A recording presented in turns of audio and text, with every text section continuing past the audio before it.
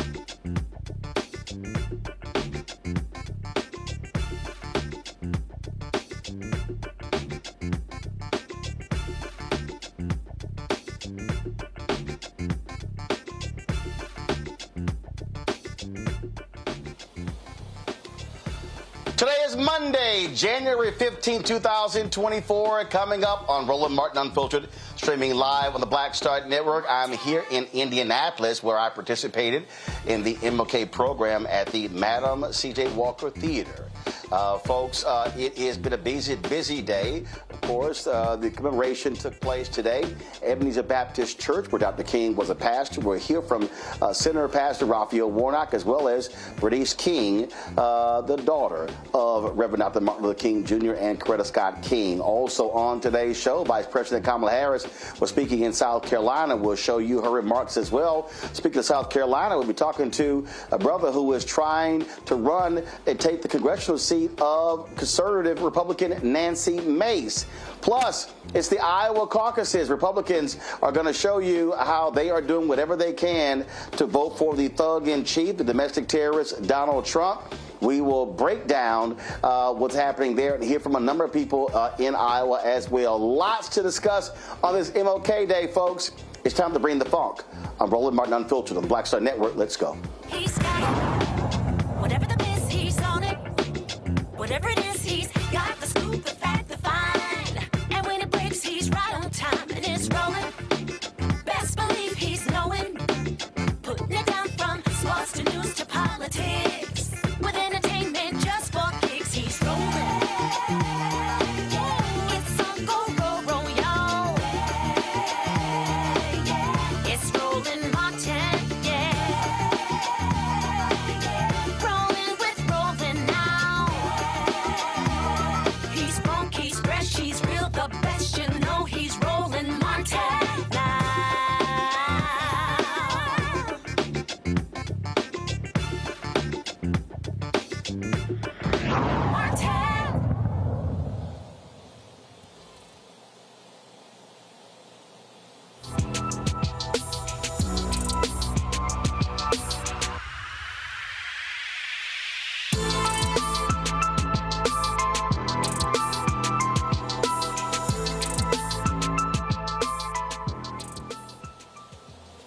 All across America and today, folks, there were different events and celebrations, parades, as well as program, speeches, breakfasts, speech contests, art contests, all focused on recognizing the federal holiday of the Reverend Dr. Martin Luther King Jr. Today was his actual birthday, and these celebrations took place in Philadelphia. President Joe Biden participated in a day of service in Philadelphia with volunteering with a hunger relief group there, helping prepare food boxes for those in need. I was here in Indianapolis speaking at the Madam C.J. Walker Theater here to a sold-out audience. Had a fabulous time here. Yesterday, of course, was in Charlotte and was in Long Island on Saturday, and so quite the busy weekend.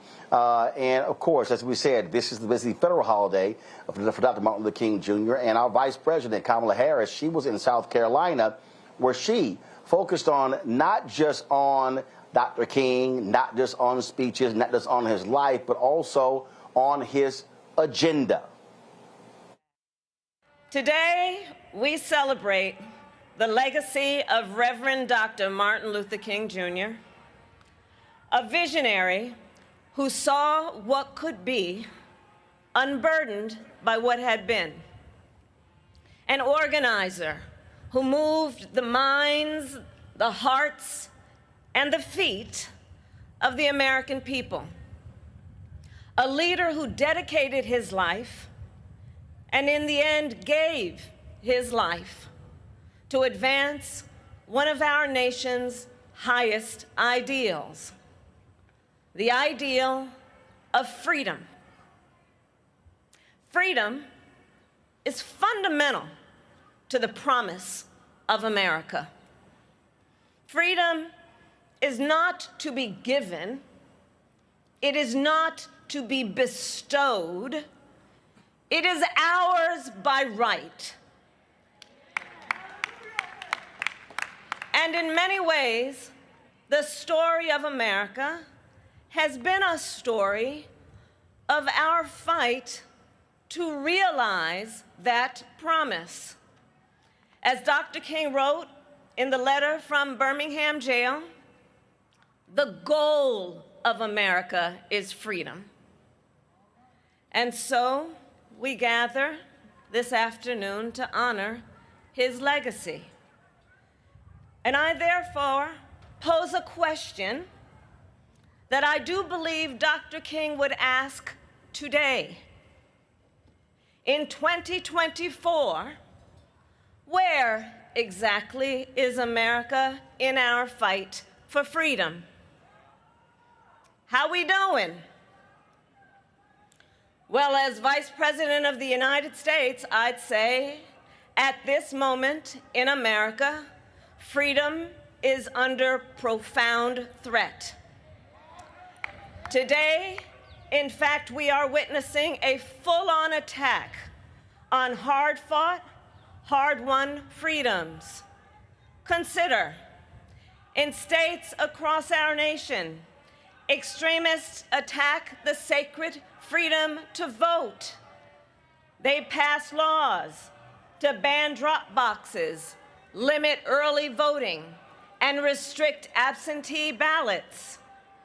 In Georgia, extremists have the gall to pass a law to even make it illegal to simply offer food and water to people standing in line for hours to exercise their basic civic duty.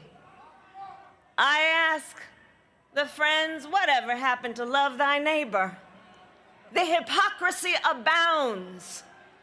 And please note, the governor in Georgia signed that law on the 56th anniversary of the March from Selma to Montgomery.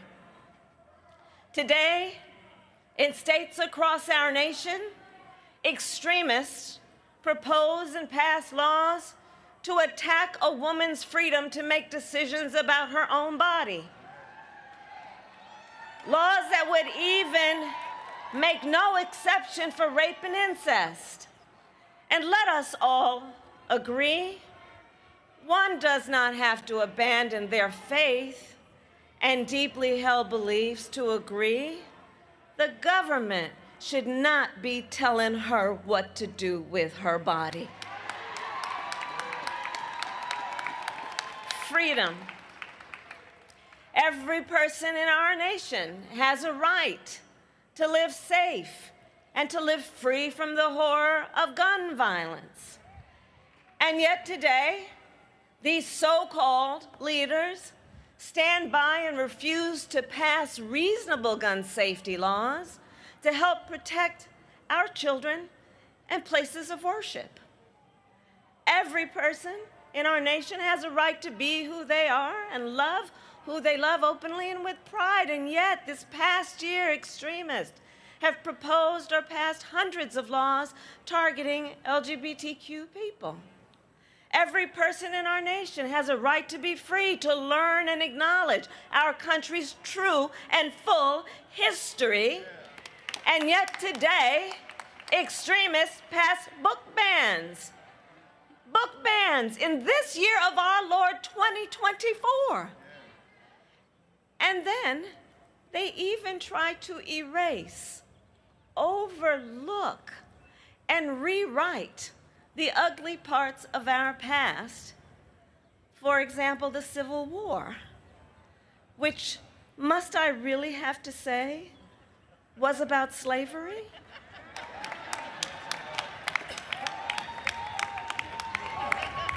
All the while, they tell our children that enslaved people benefited from slavery. They insult us in an attempt to gaslight us, in an attempt to divide and distract our nation with unnecessary debates. Fundamental freedoms under assault. Freedom from fear, violence, and harm. Freedom to vote, to live, to learn, to control one's own body, and the freedom to simply be. And understand the profound impact these attacks have had on the next generation of leaders. So many of our young leaders are here this afternoon. This past fall, I met with more than 15,000 young leaders in my Fight for Our Freedoms college tour, including at the College of Charleston.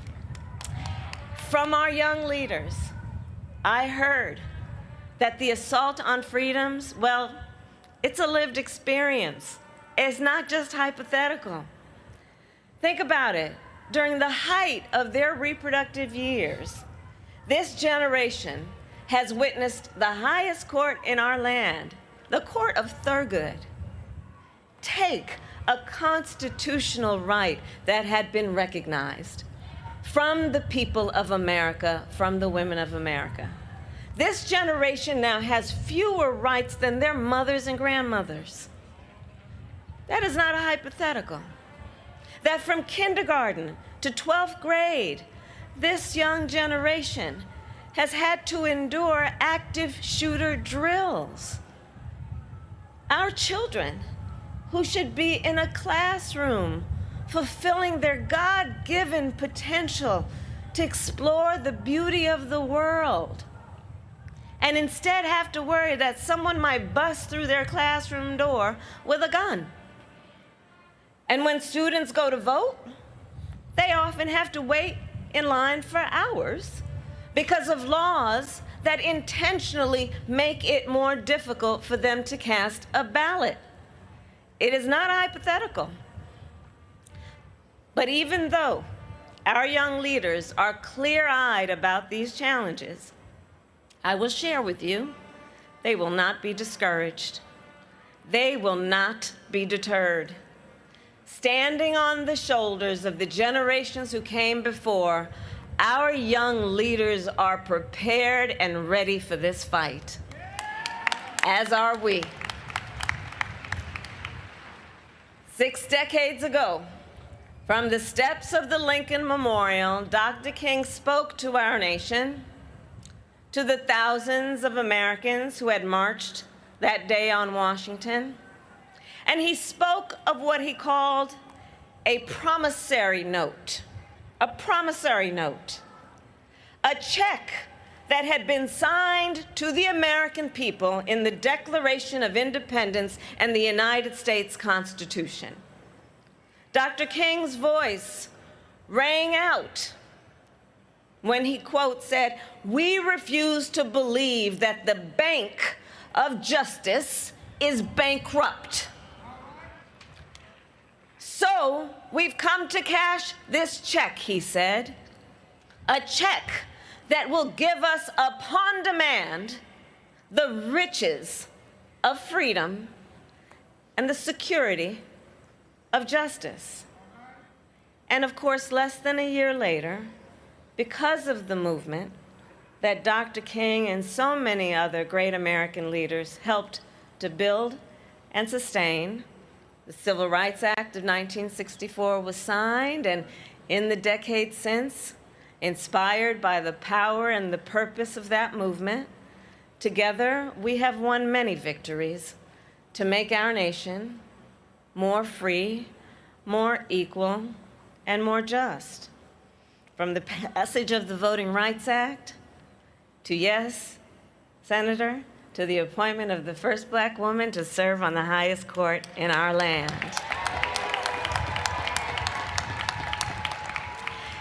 So if he were here, I think Dr. King would be the first to say that, yes, we have come far, and though we have come far, in this moment, it is up to us to continue that fight, to cash that promissory note. And like Dr. King, even through the struggles and the setbacks, even during the pain and the heartbreak, even when our feet grow weary and our legs grow tired, we will march forward for freedom. Because I do believe the true power behind the promise of America is in the faith of her people. The promise of America, I do believe, is in the faith of the people. Our faith in the founding principles of our nation and our profound commitment to make those principles real. Generation after generation, on the fields of Gettysburg, in the schools of Little Rock, on the grounds of this State House, on the streets of Ferguson, and on the floor of the Tennessee House of Representatives, we the people have always fought to make the promise of freedom real. And so today, we must do so once again. The great Coretta Scott King once said, "Freedom is never truly won. You earn it and win it in every generation." And at this moment in history, in the relay race of history, I say then, let us not throw up our hands, because it's time to roll up our sleeves. And we were born for a time such as this. And so with faith, with hope, and optimism, we will fight. And when we fight, we win. May God bless you, and may God bless the United States of America. Thank you.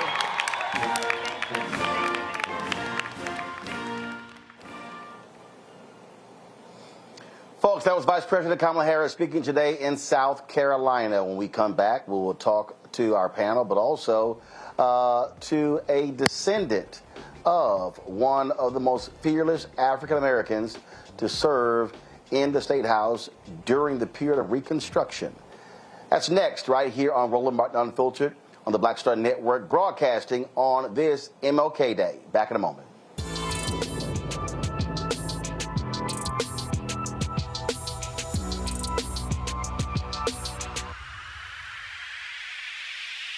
Next, on the Black Table with me, Dr. Greg Carr, author Dr. Maribel Mori, on her astounding and enlightening new book, White Philanthropy, a history we're betting you've never heard before.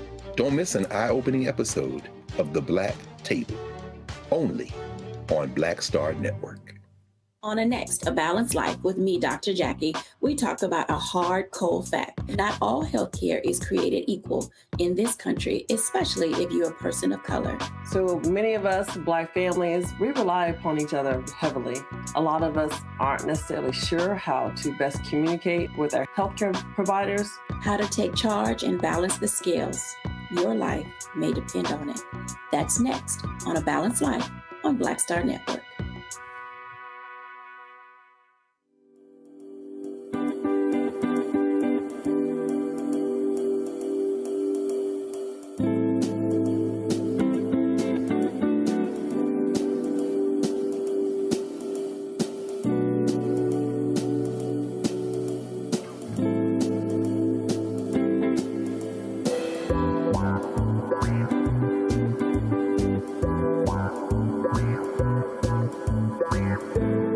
Farquhar, executive producer of Proud Family. Bruce Smith, creator and executive producer of The Proud Family, Louder and Prouder.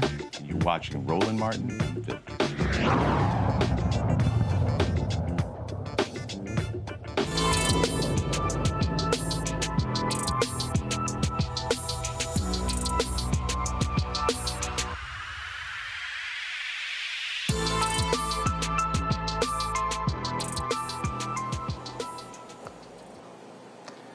All right, folks, welcome back to Roland Martin Unfiltered. I am here in Indianapolis, Indiana, where I was speaking today at the MLK Day program at the Madam C.J. Walker Theater here in Indianapolis. My panel today, Dr. Julianne Malveaux, economist, also president emerita of Bennett College. Of course, joining me out of Washington, D.C., Glad to have her on this King Day. Also, Suzette Speaks, attorney and host of the Suzette Speaks show out of Miami. Glad to have both of you here.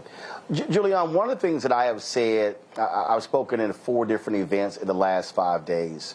And one of the things that I have said is that one of the mistakes that we make every year is that we make today solely about Reverend Dr. Martin Luther King Jr. When I believe that his holiday, his birthday as a federal holiday, represents the whole movement, the same way he accepted the Nobel Peace Prize on behalf of the movement. You know, Roland, that's such an important point. And the other point that often gets overlooked is the role that Coretta Scott King played as his partner. She was his partner, who spent almost 20 years turning his birthday into a federal holiday. You know, a lot of our younger sisters and brothers talk about it as the Black birthday song. It's not the Black birthday song. It's Dr. Martin Luther King's birthday song. And we can't ever forget that legacy. And it speaks to the resilience of Black people. And it also speaks to, as you said, the fact that it's not just about the man, it's about a movement. The other thing I think that we often forget, people love that quote, the content of your character. Vice President Harris mentioned the cash a check comment that was also, we've come to the nation's capital to cash a check, and that check has been marked insufficient funds. But more importantly, Dr. King was dedicated to economic restructuring. So he had, there's a quote he has in, this around here somewhere, so I'm not, but basically he says, if we ask questions about poverty, we must ask questions about what kind of country creates poverty, creates a cadre of what he calls desolate beggars. He goes on to say, you see, who owns the oil? Who owns the iron ore? If the world is 2/3 water, why do we pay water bills? So he's really talking about distribution. And all these people who kumbaya-ing it up here, they don't want to talk about distribution. We Black folks don't want to talk about distribution, because we talk about distribution, we've got to talk about the wealth gap, but also who has and who hasn't. He said the curse of poverty is an abomination in our age. It is similar to cannibalism. So, you know, people like to have the nice cleaned up king, but there's an inconvenient king, you know, a revolutionary king, a radical king, and that's a king that we need to talk more about. Well, Suzette, that's one of the points that I've stressed in all of my presentations, that we should be reclaiming the radicalness of Reverend Dr. Martin Luther King Jr. And I get this whole day of service. No, if anything, his birthday should be a day of protest based upon issues that you care about. I totally agree with you, Roland, and good evening to both of you and to the RME family watching. Yes, I do think we have this watered down, very softened version of Dr. King that I think corporate interests, perhaps political interests, want us to believe is what America stood for its whole length of history. And we know that during his time, Dr. King was one of the most hated individuals on this earth, right? By the U.S. government, by the very people, his fellow Americans, that really took a strong dislike is not even a totally encompassing word. They hated him. They despised him for what he was doing in terms of his trying to produce a more equal and equitable society. When he had the Poor People's March, when he was trying to at least put that together and standing for the real unity among poor white people in America and poor Black people in America, that's when he became a problem. When he started to talk about the economic piece, and even to this day, when we are trying to revisit some of these themes, you know, it is always kind of overshadowed by the love and the peace and the harmony without doing anything strategically or politically to actually see folks who have been disenfranchised and folks who of all colors are sitting kind of still in the figurative back of the bus. If we're not using the U.S. Government and policies to actually move them forward, are we really honoring his legacy? So I think there are folks who want to create this newly softened version of who he was, but he was in fact a radical. And the government was wiretapping him, and there was elements of our government that wanted to perhaps see him meet his demise as he was assassinated, and we're not going to speculate on who caused what. But the point that you're making, Roland, is that, you know, his radical side has really much been rewritten, and that we need to know who he truly was and study him in order to really bring his vision of America to fruition. Folks, hold tight 1 second. Later in the show, we're going to talk about Robert Kennedy Jr. Did y'all hear the nonsense that he said where he literally defended his dad wiretapping Dr. King? Are you nuts? We'll discuss that, but coming up next, we're going to chat with a candidate for Congress in South Carolina. He wants to take the congressional seat of Republican Congresswoman Nancy Mace. We'll talk to him next right here on Roland Martin Unfiltered on the Black Star Network on this MLK Day 2024. Back in a moment.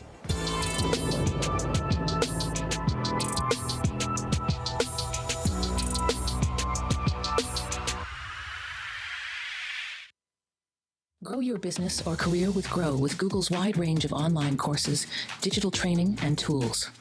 Gain in-demand job skills with flexible online training programs designed to put you on the fast track to jobs in high-growth fields. No experience is necessary.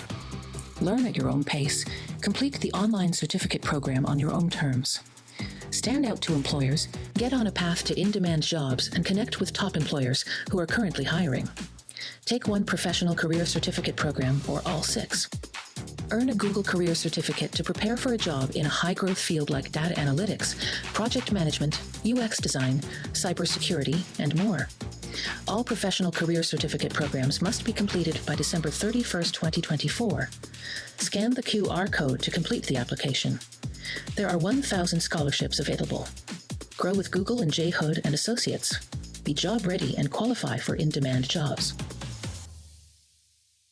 This is Essence Atkins. What's the love king of R&B, Raheem Devon? It's me, Sherry Shepherd, and you know what you watch. You're watching Roland Martin, Unfiltered.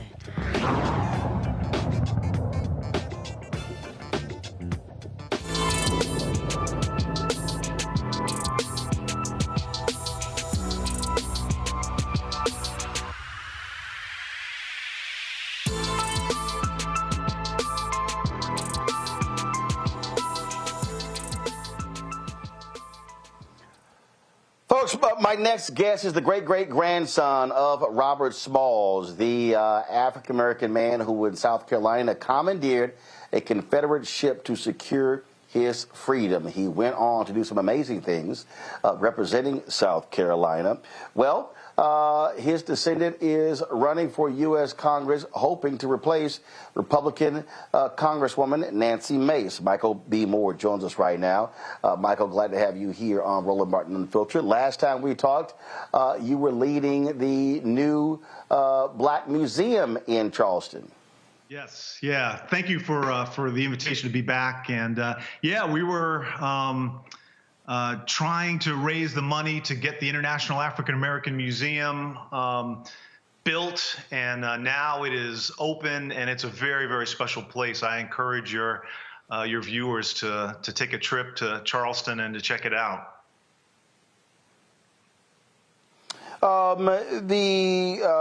When we talk about, running for office, what was it? What stood out to cause you to say, you know what, I need to do this to replace Nancy Mace in Congress? I am descended from a number of people, not just Robert Smalls, but a number of people who have really contributed greatly to their communities, to the state, to the country via elected office. If I'm elected, I'll be the fourth in the last 5 generations of people. I'm a father among a number of different things. I've got 4 sons. I've got a 6-month-old granddaughter, and I looked at the world that my generation was leaving theirs, and it just felt to me that that there were some significant issues, that there's significant challenges, and in particular that there were more challenges even for them than I had growing up. I grew up on the tail end of the civil rights movement, and even though we were still dealing with a lot of those social issues, and obviously we are still dealing with many of those issues, there was still an overall sense that each generation would do better than the last, that children would somehow almost automatically outperform their parents economically, socially. And I don't think that as a society now, when I look at the state of the economy, the state of politics, the state of social interactions, I just don't think that we can be just so automatically confident about the future. And being descended from a number of people coming from South Carolina who contributed in this way, you know, I grew up with this real reverence for service, reverence for what one can do in service of others. And so it just felt like I, you know, needed to jump in and try to make a difference. Today, the woman who you want to replace offered her thoughts on this MLK Day, and I want to read this here.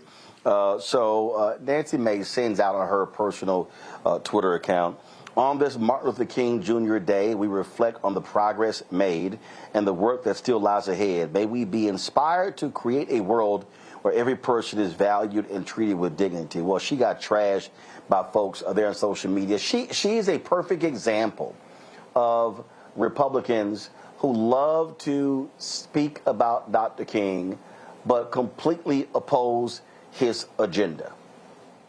Yeah, there's no question about that. I mean, I saw on social media, you called that out earlier on in the day about corporations and others who are playing this game. But beyond that, Nancy is one who tries to give a little something to everybody. There's just enormous gaps between what she says and what she does. For example, she has critiqued her party around abortion, their stances on abortion, but yet she was the co-sponsor of a 6-week abortion ban. She says that she voted against the speaker, Kevin McCarthy, because of his stance on issues around women, but yet she supported and voted for our current speaker, who is even further to the right on women's issues. So, you know, Nancy seems to be about Nancy. She is, I don't know whether she's out running apparently to try to curry favor with former President Trump to potentially become his vice presidential choice, or whether she's, you know, trying out for a gig on Fox News. Who knows? But it's really clear that isn't she the same person? Isn't she the same person who Trump didn't endorse? And she traveled to New York to do a video in front of Trump Tower to pledge her allegiance to MAGA? Yeah, she tried to make it right real quick. But yeah, she's all over the place. Wow, that's absolutely crazy there. Questions from our panel. Jillian, you're first. First of all, brother, good luck. That lady was something else. I want your reaction on her scolding of President Biden when he went to Mother Emanuel to speak. And she was very, very caustic about his presence there. What do you think about her remarks? And what does the community think about her remarks? You know, I think that she felt exposed to a certain degree. You know, she knew she wasn't going to show up to Mother Emanuel. So the fact that the president did, you know, she had to come up with something to say about that. Beyond that, I've been in touch with a number of people. A number of community leaders were there at the church and were very appreciative that the President of the United States would come to Charleston, would come to Mother Emanuel to talk about things that were, you know, of deep and great importance to the country at that sacred place. So, no, I mean, you know, she had a you know, a bang up week in terms of, you know, being in front of the media last week, and that was just the start of it. Suzette? Good evening, Mr. Moore. I was reading in an article dated October 2023 about how gerrymandering may have an influence or an ultimate impact on your ability to win the 1st Congressional District. It was speaking about 30,000 Black voters now being excluded from the 1st Congressional District. Could you tell us a little bit more about where that stands? I know that it was appealed, and could you tell us, you know, where that stands now and how it affects you? Yeah, thanks for the question. A group of federal judges ruled that 30,000 African-American voters were unconstitutionally gerrymandered from our district, the 1st Congressional District in South Carolina. And that was appealed to the Supreme Court. And we should be hearing any moment, about their response to that. On one hand, I'm optimistic because of their rulings in North Carolina and Alabama and Louisiana upholding the Voting Rights Act. This is a slightly different case, although the very principle of one person, one vote is still what we are discussing. And it's difficult to be confident about our current Supreme Court doing the right thing. But there is reason to be optimistic. But as it relates to us and our campaign, we jumped in, we made the analysis of the district as it stands now, and we're feeling really, really confident. And frankly, the more Nancy continues to sort of alienate herself from our district and from the people of the 1st Congressional District, the more that she ignores the real, needs of people here many who are struggling with 2 and 3 jobs to, put food on the table, many who are dealing with health issues. Most people know the #1 cause of bankruptcy in this country is medical debt. And because South Carolina chose not to take on Medicaid expansion, we are suffering, in many instances worse than other states on that issue. So there are real issues here, and she is off with her political theater and just her shenanigans. Well, the primary takes place February 3rd in South Carolina. You first got to get through that before you go to the general. So, Michael, certainly good luck when it comes to the primary. And so we'll see what happens after February 3rd. Thank you. Well, actually, our primary is not until June 11th. We are on a slightly different. Okay, sorry. So the presidential primary is in February. Yes, presidential primary February 3rd. Our primary is June 11th. And for those who are interested and want to know more, you can just go to the website. My name, michaelbmoore.com, and lots of information there. And would love your support. All right, Michael, we surely appreciate it. Thanks a lot. Thank you so much. It's been a pleasure. Folks, when we come back, Robert Kennedy Jr., who's running for president, says literally that his dad and his uncle were absolutely right to wiretap the Reverend Dr. Martin Luther King Jr. Because, it was needed. Yeah, we're going to talk about that when we come back on Roland Martin Unfiltered on the Black Star Network. You want to support us in what we do, please do so by joining our Bring the Funk fan club. Folks, when I was here in Indianapolis today, there were people who literally came up to me and shared with us their support of what we do. I appreciate that. And in fact, one brother, let me see if I can go ahead and find this, and I don't know, see which phone I put this on. This brother, he said he didn't trust the mail. He didn't trust any of that stuff. He didn't trust that. He said, but he wanted to put the money in my hand, and he absolutely did that. And I'm going to send it to our folks who may not have time in this break, but to show you. But I want to show his show. I wanted to show you his name. He gave a $1,000 contribution to Roland Martin Unfiltered. He said, look, I ain't trust the electronic stuff and nothing else. I want to put it in your hand. And so I thank the folks who support us in what we do. Folks, I'm telling you, without y'all, we can't do what we do because we're fighting a good fight when it comes to the advertising community. So send your check and money order to P.O. Box 57196, Washington, D.C., 20037-0196. Cash App, $, RM Unfiltered, PayPal, Martin Unfiltered, Venmo is RM Unfiltered, Zelle, Roland at RolandSMartin.com, Roland at RolandMartinUnfiltered.com. We'll be right back.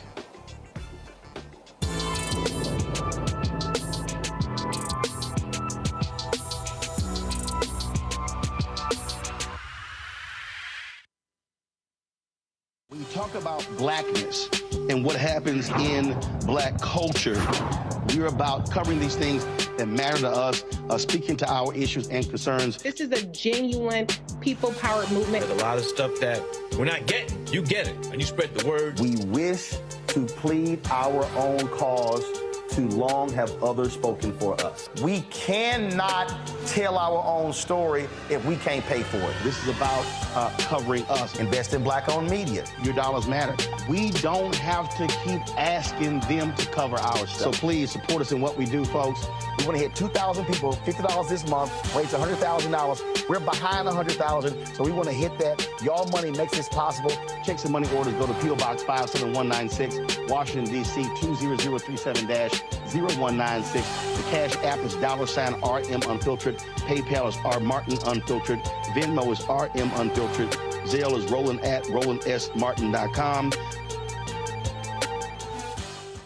I'm Dee Barnes, and next on The Frequency, we're talking about the rise in great Black literature and the authors who are writing it. Joining me will be professor and author Donna Hill, discuss her writing journey and becoming a best-selling author.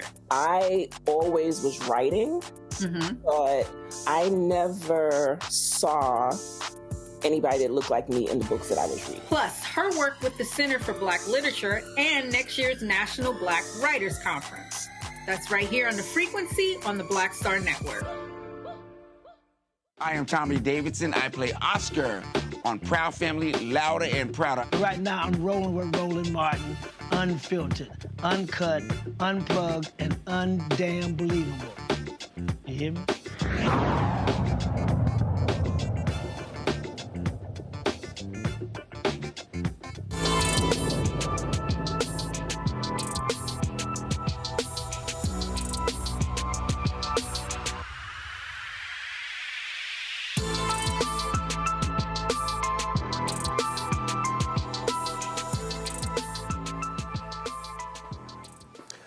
All right, folks, I've heard some pretty dumb stuff, and a lot of it comes from Robert F. Kennedy Jr. Yesterday, in an exclusive interview with Politico, he literally said that it made sense for his dad, Robert Kennedy, and President John F. Kennedy, his uncle, to authorize wiretaps, FBI wiretaps, against the Reverend Dr. Martin Luther King Jr.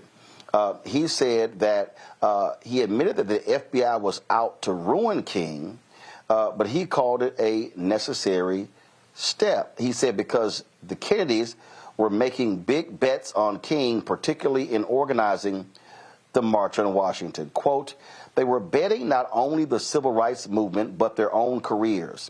And they knew that Hoover was out to ruin King. The story says that he argued that the Kennedy administration had a legitimate reason to go along with Hoover's determination to surveil King. He said, quote, that was a good reason for them doing that at the time because J. Edgar Hoover was out to destroy Martin Luther King and the civil rights movement, and Hoover said to them that Martin Luther King's chief was a communist. My father gave permission to Hoover to wiretap them so he could prove that his suspicions about King were either right or wrong. I think politically they had to do it. Julian, this is about the dumbest. See, they're about to make me cuss. I'm trying not to cuss. This is about the dumbest crap I have ever seen to say, oh, yeah, they authorized the wiretaps against King to prove that he wasn't the bad man that Hoover said he was when Hoover used the wiretap to try to blackmail King to even commit suicide. You know, Robert F. Kennedy Jr. needs to get himself committed. That is like some of the dumbest nonsense that I've ever heard. We know good and well that JFK and RFK, they had no business doing that, and he knows it too. But he's justifying, he's using historical hindsight to justify what he knows was an egregious wrong. Even more than that, what Hoover did to King was criminal. Yes, they tried to push him into committing suicide, they informed Coretta, Mrs. King, of his affairs, which basically probably caused enormous angst on her part. I think what Suzette said in the previous segment about Dr. King, about some of this, they wanted him out of the picture. They loved him until until he started connecting militarism, racism, and violence. When he started connecting those things, he lost the support of all the foundations who had been pouring money at him. He lost the support of many of the white allies who had surrounded him when he talked about "I have a dream," but not when he talked about economic restructuring. And the Kennedys went along with J. Edgar Hoover. We know J. Edgar Hoover was a cross-dressing racist, and I ain't mad about his cross-dressing. I'm mad about his closet. But that's not the point. The point is that the Kennedys basically conspired to destroy Dr. King by giving permission for Hoover to wiretap and not putting any brakes on Hoover, so that had they put brakes on Hoover, they could say, you're not going to, if you wiretap, well, there's no if, but you can't send this stuff to Coretta. You can't use this for any other purpose. But the fact is that they allowed it. So, you know, everybody who looks like our ally, and, you know, my mama had a picture of JFK and Jesus on her wall. Then she added Obama. I'm like, Mom, please, just stop it. But, you know, we revered JFK because we didn't know all the facts. And we know all the facts. We know that he, too, was a predatory capitalist who exploited Dr. King for his own benefit. Suzanne, I'm laughing because he's like, yeah, they wiretapped King because they were betting on King. Hell, black people were betting on JFK. So this notion that, oh, they had to wiretap King to really find out, to prove to Hoover that he wasn't like that. No, man, yo, seriously? No. This is dumb. It's shameful and despicable. The reality is one of the greatest mistakes Robert F. Kennedy ever made was authorizing that wiretap of Dr. King, because that gave J. Edgar Hoover more ammunition to try to destroy MLK. And what the FBI did with COINTELPRO, this in essence is RFK Jr. essentially defending COINTELPRO, which targeted black leadership across the country. Yeah, I think as the young people would say, Roland, they would say, stop the cap, sir. I don't understand why he felt it was necessary to try to defend this. It is actual evidence now, again, with everything that has come out since his death, that, you know, the Kennedys were duplicitous, right? They are cool with you in public, like many politicians. And then if they happen to find something that might work in their favor to be able to, you know, bring you down at the same time, it would work for them, right? So they kind of gave, they did give J. Edgar Hoover kind of this open blank check to go after him. And like you're saying, so many others in the civil rights movement. What about all those other people? Were they betting on them as well as they were trying to find all kinds of information to try to destroy them? There were no FISA courts at that time. There were no judges to pre-approve this type of stuff. That it was just a here you go. And this man with this personal vendetta and mission to stop the civil rights movement in its tracks and to stop Dr. King in particular and to make his life hell was the purpose. And they knew it, right? The Attorney General, RFK's dad, knew about it. His uncle, the president, knew about it. But I don't understand why he felt it would be a good argument to make now that somehow there was something defensible about it. No, they were duplicitous. They wanted good and bad information that they could use for their benefit in the future. It's 7 o'clock. Well, and the thing here, first off, the wiretaps were approved on October 10th, 1963. And so here's a perfect example. I just pulled this up here. So Attorney General Robert Kennedy approves FBI wiretaps on Dr. King on October 10th because of allegations that two of his aides had communist associations. I don't know what the hell Robert Kennedy Jr. talking about. And then he said, oh, I think my father, I think John F. Kennedy, the uncle, privately warned King about the wiretaps.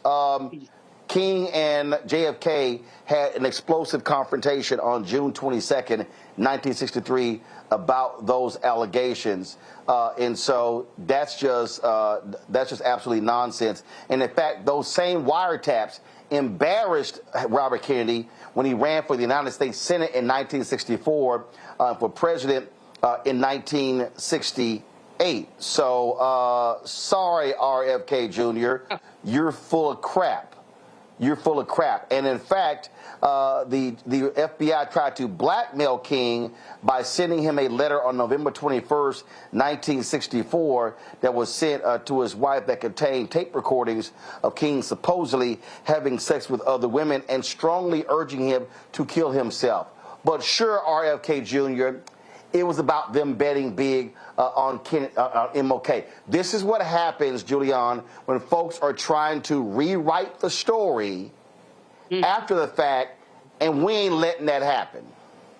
No, Roland, this is why you are so important and why this is such a service. Because basically, people are trying to rewrite history, and RFK Jr. just needs to go somewhere. I mean, you can't. The fact is that our history is profoundly flawed. Lots of people have made lots of mistakes, and many of them around issues of race. Let's just learn about them so that we can avoid them in the future. Instead, there are those who want to rewrite history. Oh, we really didn't do that. Oh, the Civil War was really not about slavery. Or, oh, lynching really didn't happen. The fact is that we have an ugly history, but as a nation, we only come together when we acknowledge the history and then move ahead. This person, RFK Jr., he does not want to acknowledge history. He's making excuses. And guess what? The whole thing was entirely unnecessary. He could have easily said, yes, this happened. It was regrettable. He didn't have to talk ugly about his daddy or his uncle. He could have just said, this was regrettable. I mean, the context of the times, we all know that when you said somebody was a communist, that was like kryptonite. And so you could, at some level, if you got into their warped brains, kind of say, okay, I can see why that happened. Do not try to make excuses. Simply say, it happened. It was regrettable. Let's move on. But these folks want to clean it up. They want to try to do this kumbaya crap. And it's infuriating, but it's also disgusting, Roland. We look at basically the record that they continue to try to cut and paste, just like the Orange Man talking about the people being hostages, the people who starved at Capitol being hostages. Well, if you're a rhetorician, you can say anything about anything and think it means anything, but those of us who know and believe in the truth and believe in freedom, as Vice President Harris said, will not go down like this. So let's continue to snatch off the blinders and tell the truth, and RFK Jr. just needs to go somewhere. Well, bottom line again, we're not going to sit here and play these little games with folks who want to distort the truth. All right, folks, hold tight 1 second. We come back. The Iowa caucus, Republicans are going to vote. Donald Trump wants to destroy his rivals. You've got these white evangelicals in Iowa who literally are going to vote for a domestic terrorist, but they think he's just great and wonderful. Yeah, we got lots to talk about that when we come back. And also a new poll shows exactly how these white conservative voters think. And they really believe in their minds that racism against whites is just as bad as it is against minorities. These people are utterly delusional. You're watching Roland Martin Unfiltered right here on the Black Star Network on this MLK Federal Holiday 2024.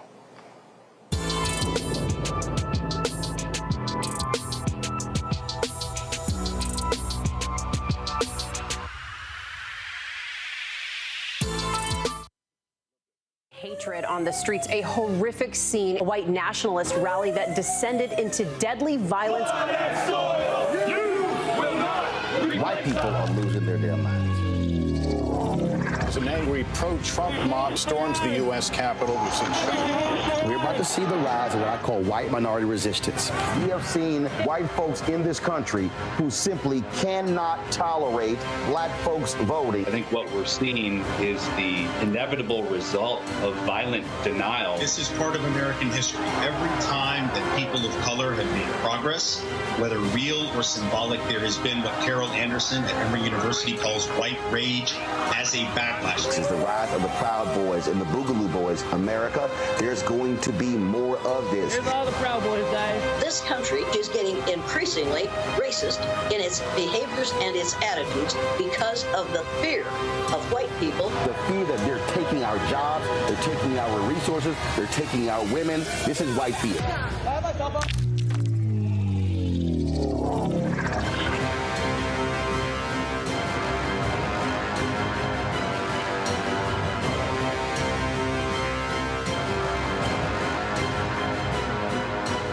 the next, A Balanced Life with me, Dr. Jackie, we talk about a hard, cold fact. Not all healthcare is created equal in this country, especially if you're a person of color. So many of us, Black families, we rely upon each other heavily. A lot of us aren't necessarily sure how to best communicate with our healthcare providers. How to take charge and balance the scales. Your life may depend on it. That's next on A Balanced Life on Black Star Network. On the next Get Wealthy with me, Deborah Owens, America's Wealth Coach, nurses are the backbone of the healthcare industry, and yet only 7% of them are Black. What's the reason for that low number? Well, a lack of opportunities and growth in their profession. Joining us on the next Get Wealthy is Needy Bartonelli. She's going to be sharing exactly what nurses need to do and what approach they need to take ownership of their success. So the Black Nurse Collaborative really spawned from a place and a desire to create opportunities to uplift each other, those of us in the profession, to also look and reach back and create pipelines and opportunities for other nurses like us. That's right here on Get Wealthy, only on Black Star Network. Hello, I'm Paula J. Parker. Truly proud on the Proud Family, Louder and Prouder on Disney+. And you're watching Roland Martin, Unfiltered.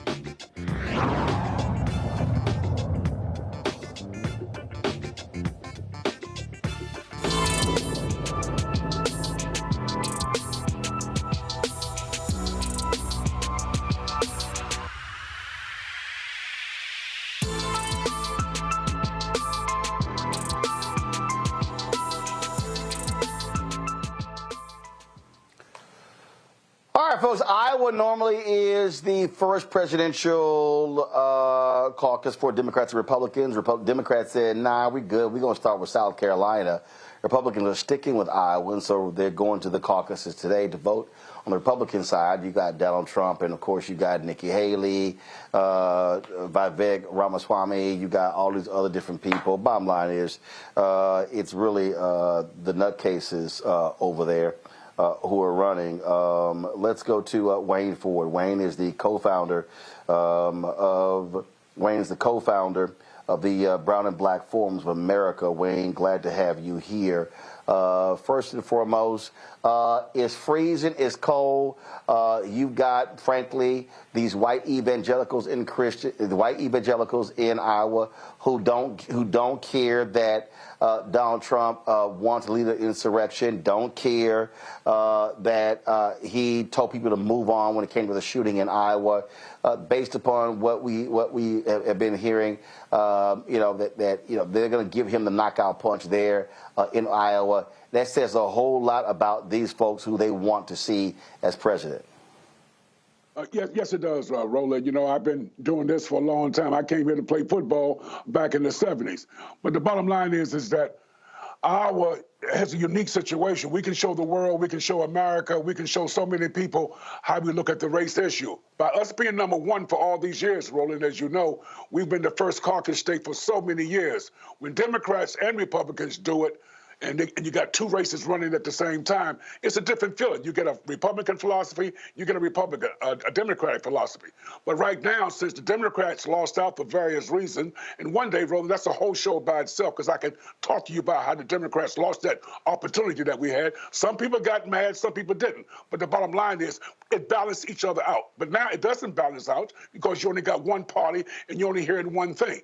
I've been doing this for a long time, Roland. I don't see the Republican candidates going out and talking to the Latino community in Iowa, the Black community in Iowa. I just don't see that. And to be candid, they don't feel no pressure because we don't have the Democratic caucus going on at the same time. We don't have two a Democrat and Republican running for president. So it's wide open, and that's why they talk about the Civil War. That's why they mention slavery, because they know nobody's going to hold them accountable. The Brown and Black Forum would hold them accountable if they did not reject my forum 2 days ago and did not show up. Also, I want to bring in someone, Eddie Andrews, Iowa State Representative out of the 43rd District. Eddie, Representative Andrews, glad to have you as well here on Roland Martin Unfiltered. Just give us a sense of how you have analyzed what you've heard. I mean, we have heard some of the craziest stuff. You've got Vivek Ramaswamy running around talking about, oh, racism doesn't exist, but he's literally seeing and feeling the racism directly from his own people, people who won't vote for him. Well, first of all, thank you so much, Roland, for letting me be on your show. This is you've been fighting this battle for a long time, and to be commended. So, been a great follower of you.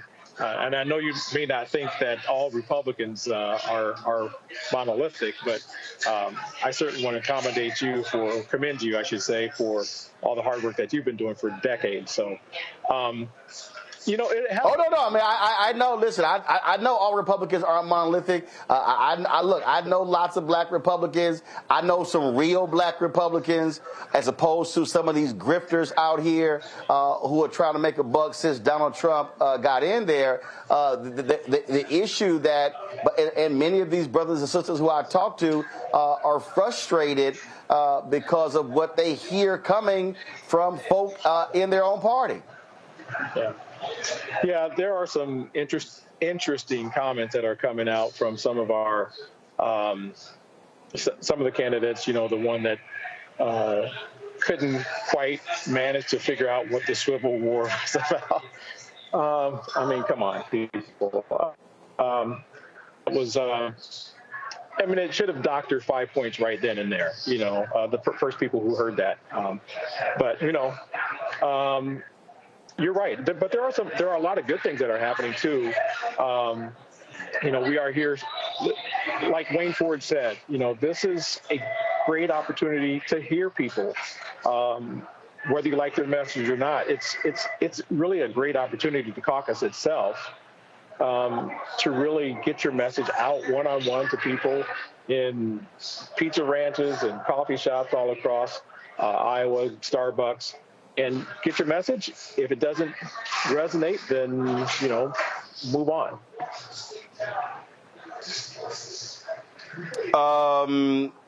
Well, on that point, obviously, Democrats chose not to go first because they've had some serious problems counting in Iowa. I mean, the last two caucuses did not go well there. I remember being on CNN in 2012, and it was like, damn, it was like till 3, 4 o'clock in the morning for stuff. So what I don't understand is, look, what's wrong with one man, one vote? Why do people have to declare in front of others who they want to vote for? So do you like the caucus, or do you prefer an actual primary like we normally see one? Is that my question? So I would say that, first of all, the Democrats and the Republicans, the parties actually control the caucus, not the state. So the Democrats do the you know, the physical movements. You know, you stand here in this corner if you like candidate A, and you stand in that corner if you like candidate B. Republicans are a little bit more streamlined. You know, you have the speeches; those still do happen at every caucus. You know, someone will stand up for Donald Trump, someone will stand up for Vivek, someone will stand up for you know, whoever else, and then after that, you vote and you go home. You handle a little bit of county business and caucus business, and then you go home. So you're out. You don't have to do all that. That's just, I actually like that. It's not quite a primary, but I got to tell you, the weather though too is also a critical piece. I had a senior lady. We were going to pick her up. I don't know who she's voting for or caucusing for, but she's, I think, in her 80s. And she said, you know what? I'm not coming out on minus 15-degree weather with the wind chill of minus 40. So someone else is going to have my vote. So it's really interesting how all these things happen at the, and even weather comes into play on a cold winter day in Iowa. Well, Wayne, that's why for me, I get the uniqueness of the Iowa caucus. They got caucuses in Nevada. But look, just give me some regular ordinary voting where I can do a mail-in ballot, where I can sit here early vote, where I don't have to sit out and go out there and freeze my ass off to cast a ballot at a caucus. Well, Roland, I grew up in Washington, D.C., so I kind of, I grew up in a federal city, and I understand that. And originally, I'm from North Carolina, so I definitely hear what you're saying. But what I try to tell people is this. I came out here a long time ago, and when I was a young man, I'm an older man now. But when people ask me, well, what's so special about Iowa? I tell them this story, Roland. In about 1913, Woodrow Wilson asked every state in America, I'm not going to give a black man a gun in Washington, D.C. or Maryland or Virginia because they're not going to allow it. But this is World War I. I want black men to learn how to fight. So he had the Secretary of State send letters out to all the states in America during World War I. Only one state sent a letter back and said they would give a black man a gun and train him how to fight during World War I. One state. And that state is the state of Iowa. And that Fort Des Moines of Iowa is still here now. Me and Colin Powell served on the same board together many years ago, the late Colin Powell. And I told him when we got a chance to meet, if it wasn't for those brothers in Fort Des Moines in 1913, you might never been a five-star general. There's a lot of stories here in Iowa that no one knows about, Roland. Yeah. I second that. Well, look, I appreciate that story, but it's still too damn cold to be going out caucusing. I appreciate that, but I'm like, say, dog, I'm with that woman, Representative Andrews was talking about. She said it's too cold. It's too cold. Representative Andrews, before I let you go, who are you supporting in this Iowa caucus? Out of the 5 people or 6 people that are still in the race, I like Vivek. Doesn't mean I like everything he says, but I like that he's willing to think outside the box and not be, the same old, same old. Okay. All right. Folks, I appreciate it. Thanks a bunch. Stay warm. And if I ever get back to Iowa, I can tell y'all it will not be in January, February, March, April, or May. I don't like sitting here being in Indianapolis right now where it's 2 degrees. Gentlemen, I appreciate it. Thanks a lot. Touche. Thank you. All right, going to a break. We'll be right back. Roland Martin Unfiltered on the Black Star Network, live from Indianapolis. Back in a moment.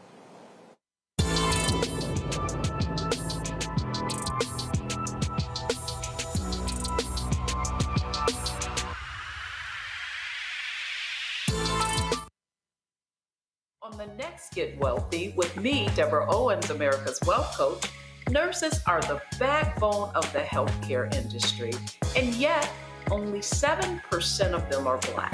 What's the reason for that low number? Well, a lack of opportunities and growth in their profession. Joining us on the next Get Wealthy is Needy Bartonelli. She's going to be sharing exactly what nurses need to do and what approach they need to take ownership of their success. So the Black Nurse Collaborative really spawned from a place and a desire to create opportunities to uplift each other, those of us in the profession, to also look and reach back and create pipelines and opportunities for other nurses like us. That's right here on Get Wealthy, only on Black Star Network.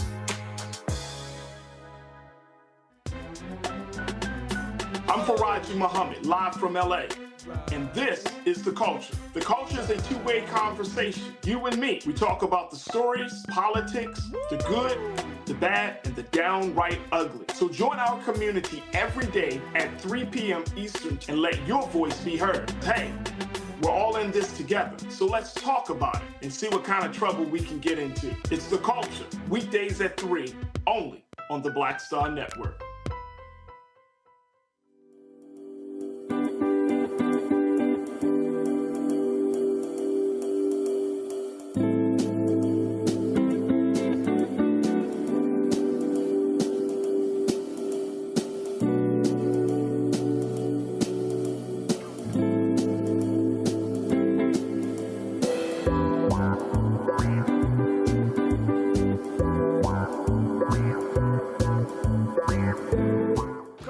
pretending to be Roland Martin. Holla! You ain't got to wear black and gold every damn place, okay? Ooh, I'm an alpha, yay. All right, you're 58 years old. It's over. And you are now watching Roland Martin Unfiltered. Uncut, unplugged, and undamn believable.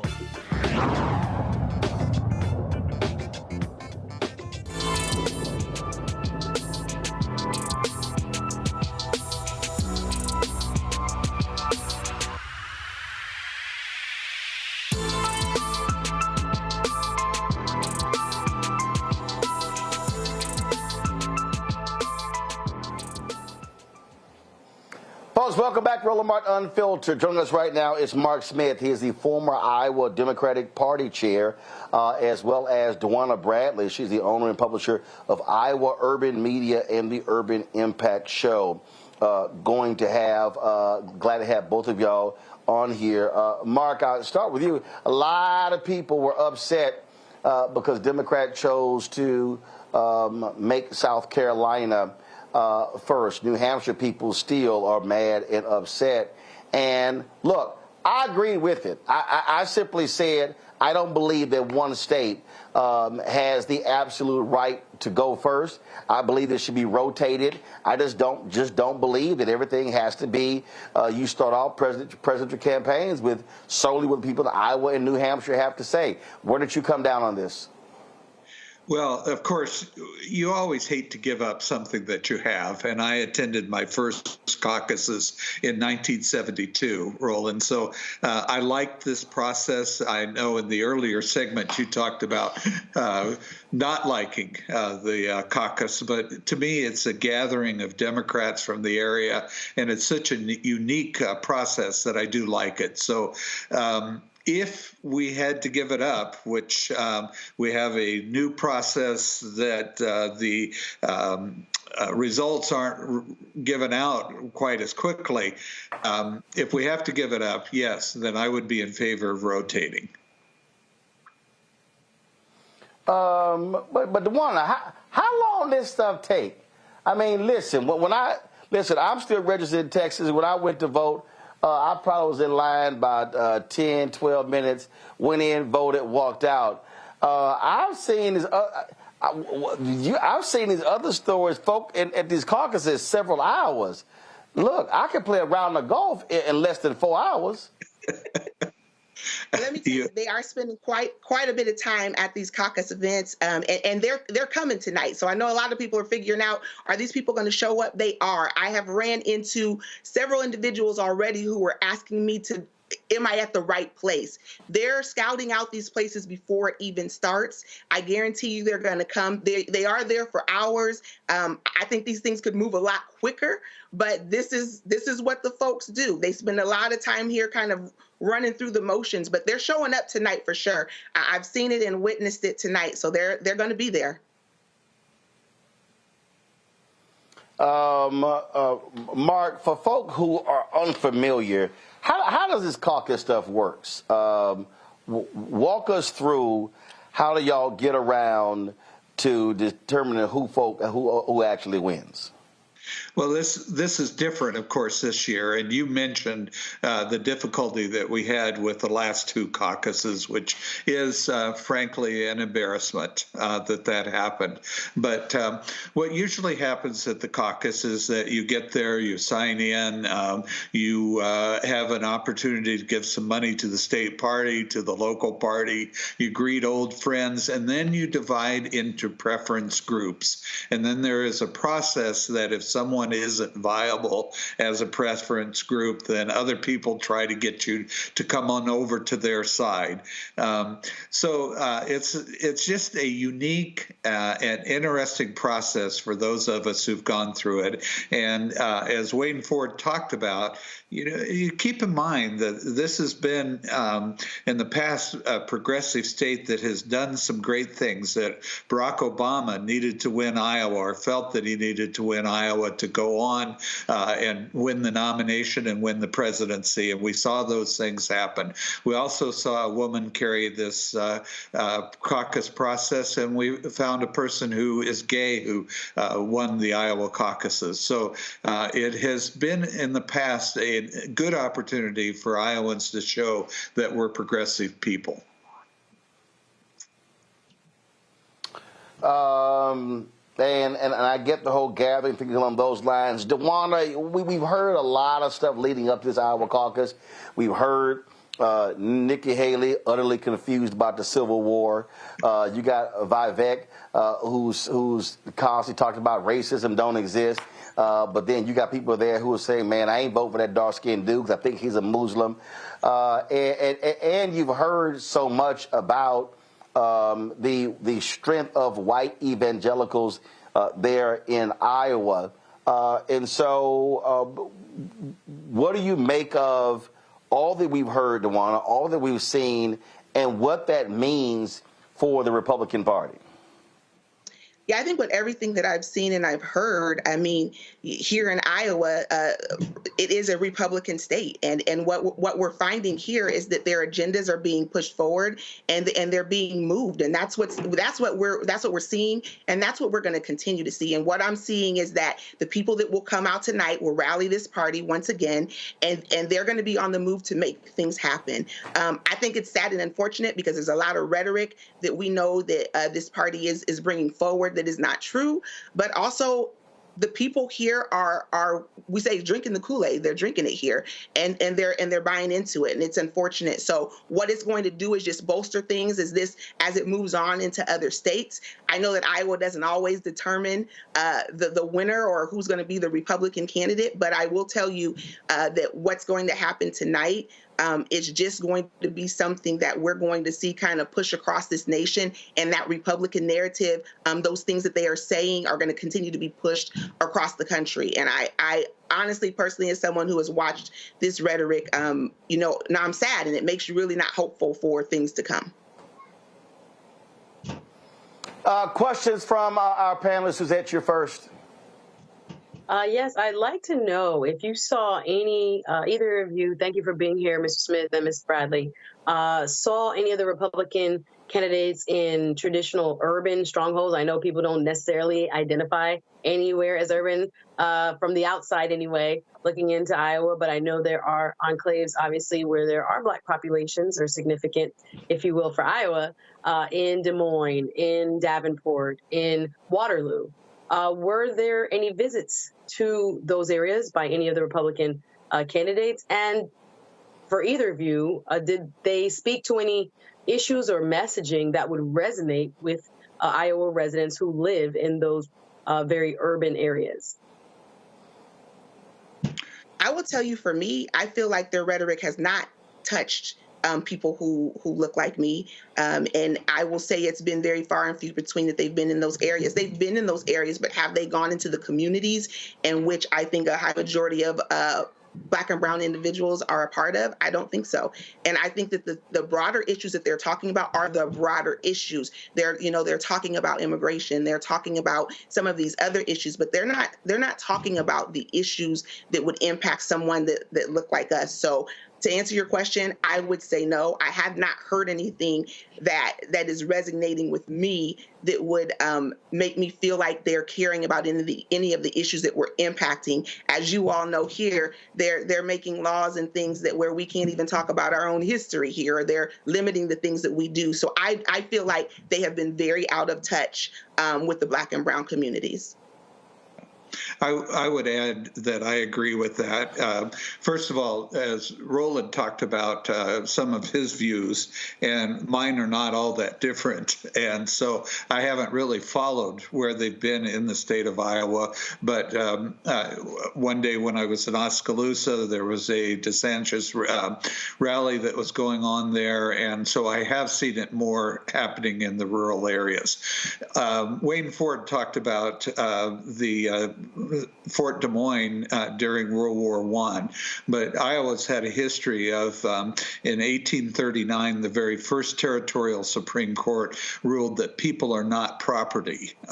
And we desegregated our schools in the 1860s. Yes, 1860s. And so these things that are going on currently with the Republican Party here are very different from the origins of the Republican Party, and that makes me very sad.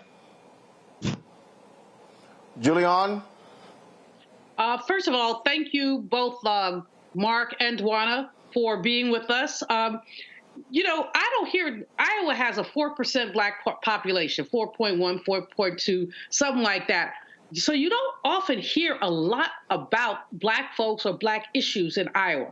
So Dwana, you have a newspaper, you have a show. Tell me what we need to know that we don't know, because the mainstream media is not covering people of color, but especially black people in Iowa. We've been blacked out for Iowa. And Mark, if you would chime in after she basically talks to me about what are we missing? What must we know as we talk about these Iowa caucuses about black Iowans?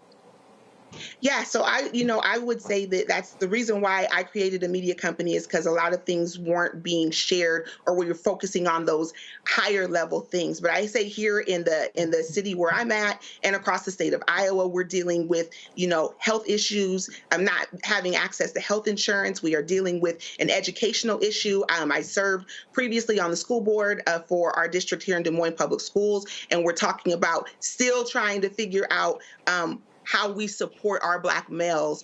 They are, in our district, the lowest achieving group of individuals, and that's probably not different in any other parts of the state of Iowa. And we're still trying to figure out how to provide those resources. So we have an educational crisis with our black males and our black and brown students all together. We also are dealing with housing, being able to adequately, get your loan secured for housing. We know that that is a pathway to some generational wealth within families. We're having those issues here. I actually just spoke somewhere today regarding that issue.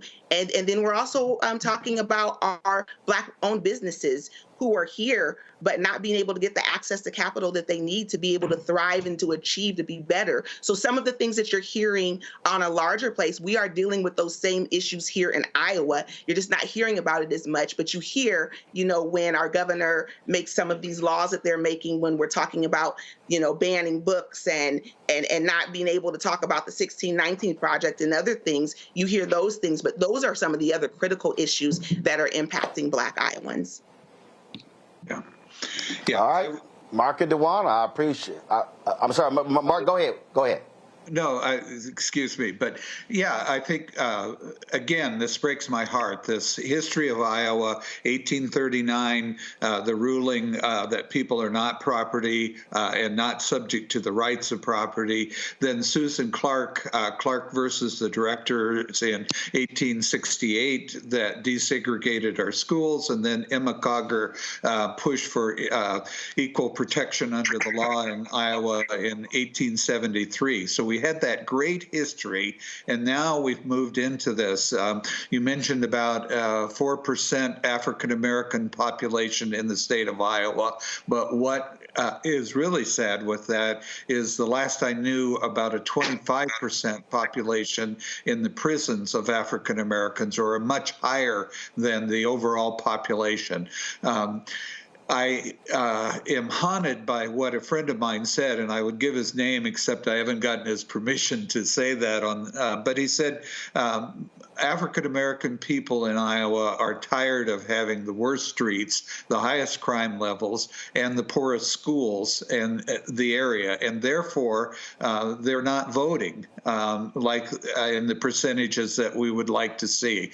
And so that has to change, and there has to be more response to those concerns. I would end with a shout out to my friend Wayne Ford, who was on earlier, who did more to protect all of Iowa's children against lead poisoning than any other legislator that came before or after him. And that was a concern that he expressed for all Iowa children. All of us need to do the same. All right. Mark and Dwana, we appreciate it. Thanks a lot. Thank you. Folks, we'll be right back on Roland Martin Unfiltered right here on the Black Star Network.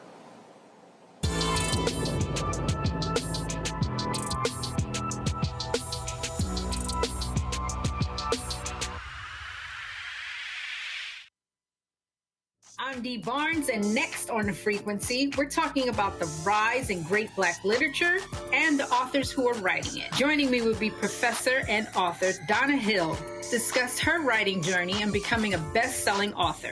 I always was writing, but I never saw anybody that looked like me in the books that I was reading. Plus, her work with the Center for Black Literature and next year's National Black Writers Conference. That's right here on The Frequency on the Black Star Network. Grow your business or career with Grow with Google's wide range of online courses, digital training, and tools. Gain in-demand job skills with flexible online training programs designed to put you on the fast track to jobs in high-growth fields. No experience is necessary. Learn at your own pace. Complete the online certificate program on your own terms. Stand out to employers, get on a path to in-demand jobs, and connect with top employers who are currently hiring. Take one professional career certificate program or all 6. Earn a Google Career Certificate to prepare for a job in a high-growth field like data analytics, project management, UX design, cybersecurity, and more. All professional career certificate programs must be completed by December 31st, 2024. Scan the QR code to complete the application. There are 1,000 scholarships available. Grow with Google and J. Hood and Associates. Be job ready and qualify for in-demand jobs. Next, on the Black Table with me, Dr. Greg Carr, author Dr. Maribel Mori, on her astounding and enlightening new book, White Philanthropy, a history we're betting you've never heard before. Don't miss an eye-opening episode of the Black Table, only on Black Star Network. On a next, A Balanced Life with me, Dr. Jackie, we talk about a hard, cold fact. Not all healthcare is created equal in this country, especially if you're a person of color. So many of us, Black families, we rely upon each other heavily. A lot of us aren't necessarily sure how to best communicate with our healthcare providers. How to take charge and balance the scales. Your life may depend on it. That's next on A Balanced Life on Black Star Network. Hey, it's John Murray, the executive producer of the new Sherry Shepherd Talk Show. This is your boy, Earthquake. And you're tuned in to Roland Martin Unfiltered.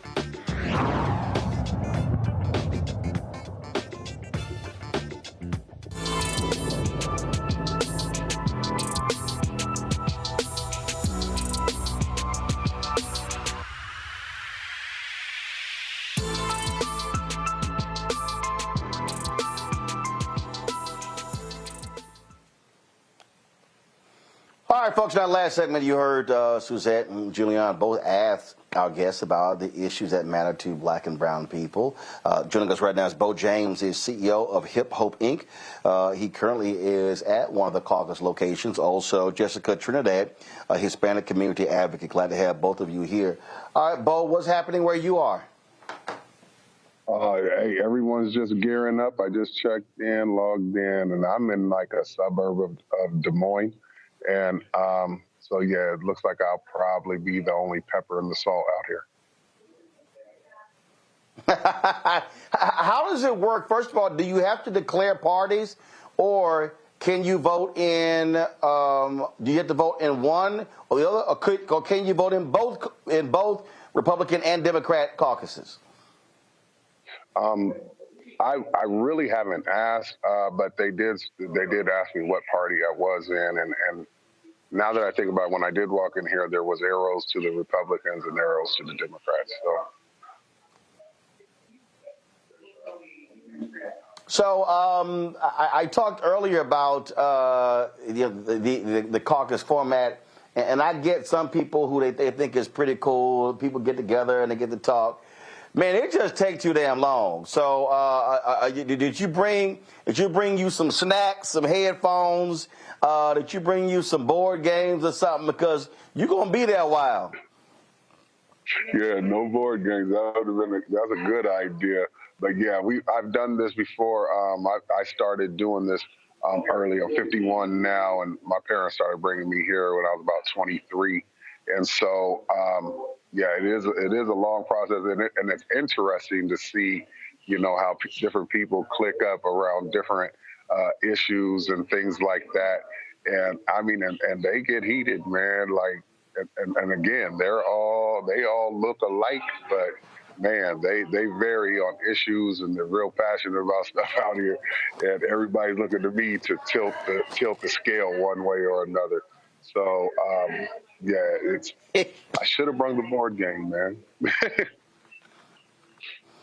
Now, I got to ask you this because, I keep a black and gold deck of cards in my backpack. So has the spades game ever broke out at a caucus?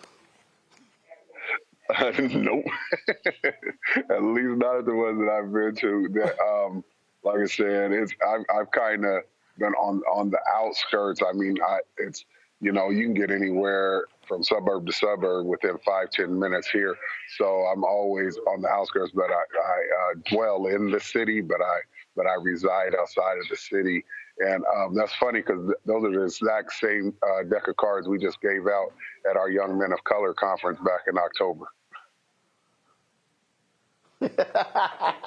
Well, you said you're the only speck of pepper there, so I don't know how many other folk who don't look like you will understand how to play spades. So yeah, I keep these in my backpack. So when somebody starts talking trash about spades, I'm like, come on, let's go. Okay, we're gonna have to take you up on that. We hold the spades tournament here this weekend. I believe it is. Yeah, this weekend. So yeah, that's what's up. All right. I'm always ready, and like I say, I don't need somebody. I can bring my own deck. We good. But questions. So let's see here. I know we're trying to fix Jessica's audio. So any questions from Julian, Suzette? Julian, you first for both. Okay, my brother. Well, thank you for the Hip Hope Coalition. I like that name, Hip Hope. You're there at the caucus. As you look around, what's the energy? What is the energy? Because, all day long, the CNNs and the MSs have been speculating about whether people were going to come out, who are they going to come out for. Can you share what the energy is as you're there right now?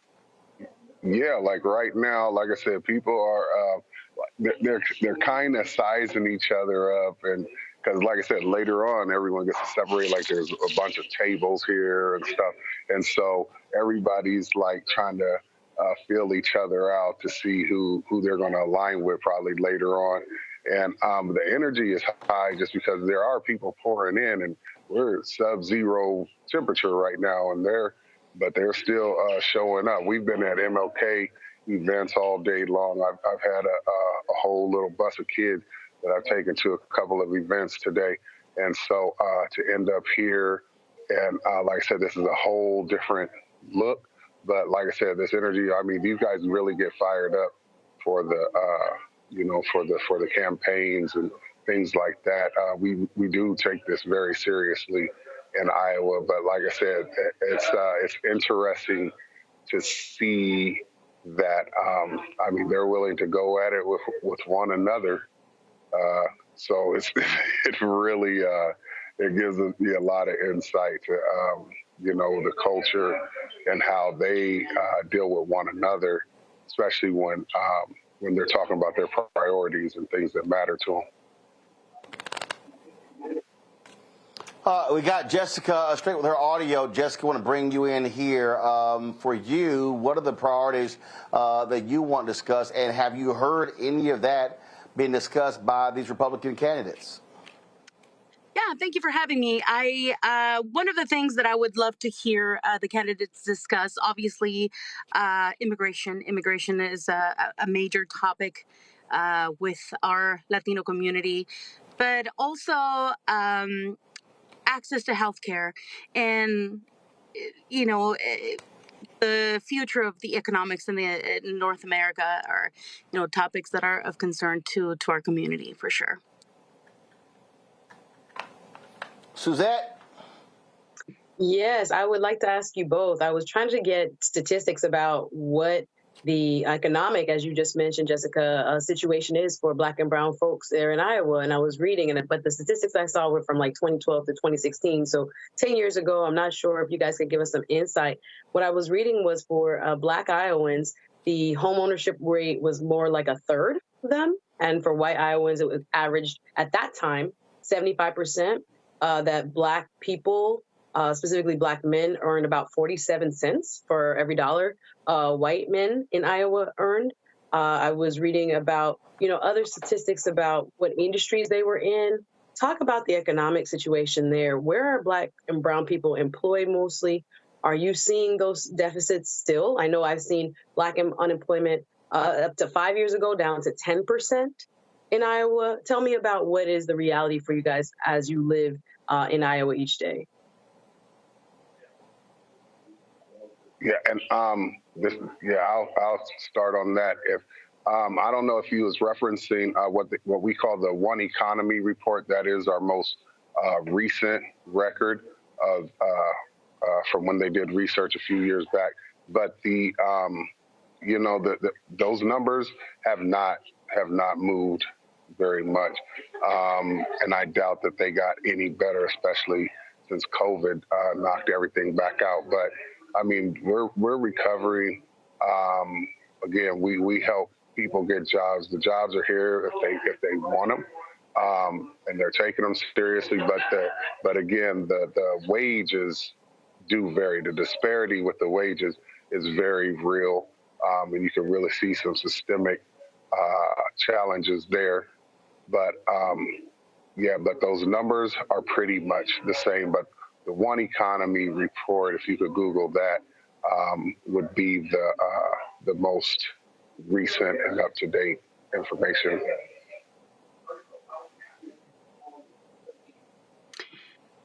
All right, then. Well, look, I'm sorry. Go ahead. Go ahead, Jessica. No, I was just going to add, for us in the Latino community, it's more of a combined issue when it comes to economics. We come from a mixed group of individuals where some households have individuals that don't have immigration status. Some do. And so the situation might change for everybody. Obviously, our community having access to those higher paying jobs that have more opportunities where there's higher wages.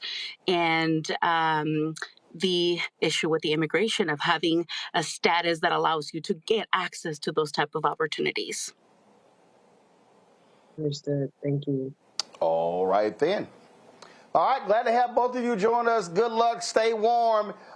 It's too damn cold, so that's why give me early voting, give me absentee, give me. I ain't leaving the crib. Well, first of all, Bo, where you are? How cold is it? Oh, it's the last I looked, it was like -7 degrees. Right. Oh, hell no. Hell no.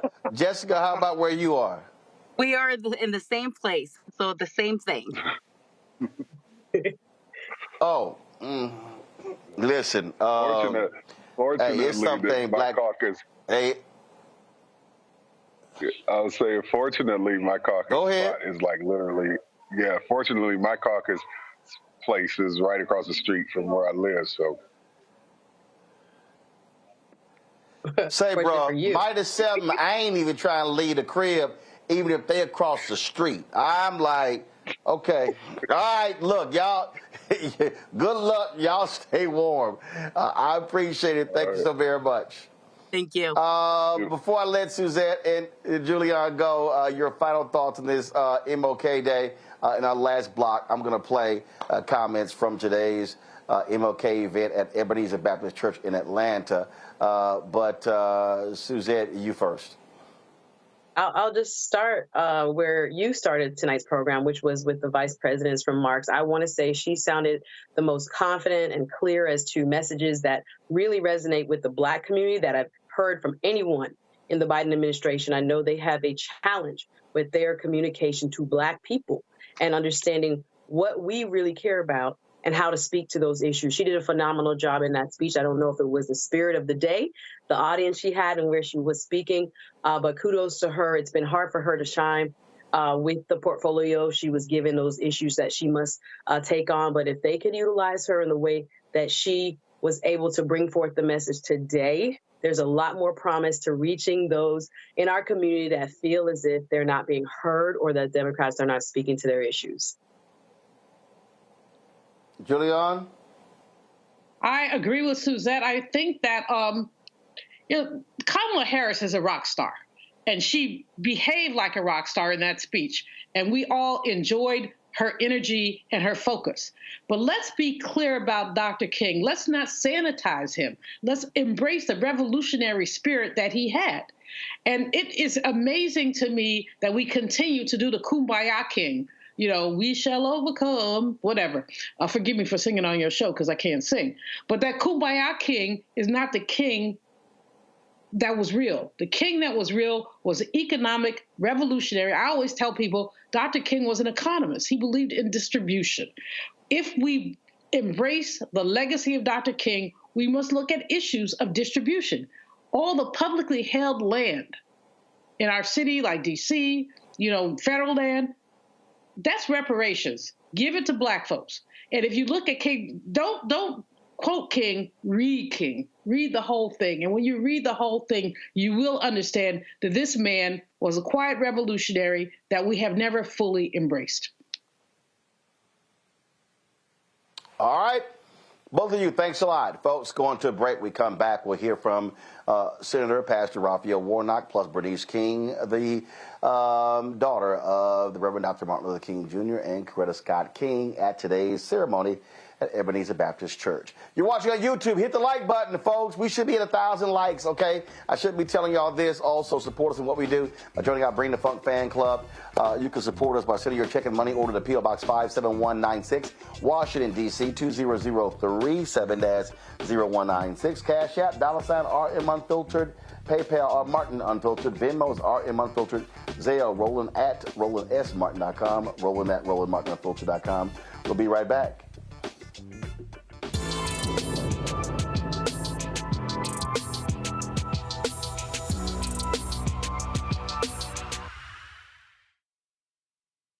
When you talk about blackness and what happens in black culture, we're about covering these things that matter to us, speaking to our issues and concerns. This is a genuine people-powered movement. There's a lot of stuff that we're not getting. You get it, and you spread the word. We wish to plead our own cause. Too long have others spoken for us. We cannot tell our own story if we can't pay for it. This is about covering us. Invest in Black-owned media. Your dollars matter. We don't have to keep asking them to cover our stuff. So please support us in what we do, folks. We want to hit 2,000 people, $50 this month, raise $100,000. We're behind 100,000, so we want to hit that. Y'all money makes this possible. Checks and money orders go to P.O. Box 57196, Washington, D.C. 20037-0196. The Cash App is $RM Unfiltered. PayPal is R Martin Unfiltered. Venmo is RM Unfiltered. Zelle is Roland at RolandSMartin.com.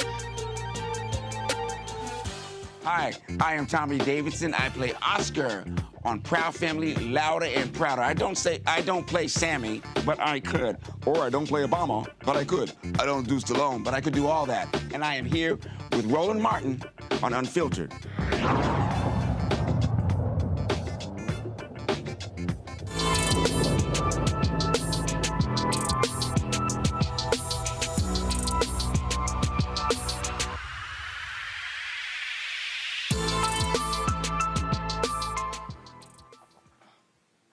Folks, the MLK Center has an annual commemoration for this day. It takes place at Ebenezer Baptist Church. It is the church where Dr. King's father, as well as Dr. King, pastored. Well, it is always a packed celebration.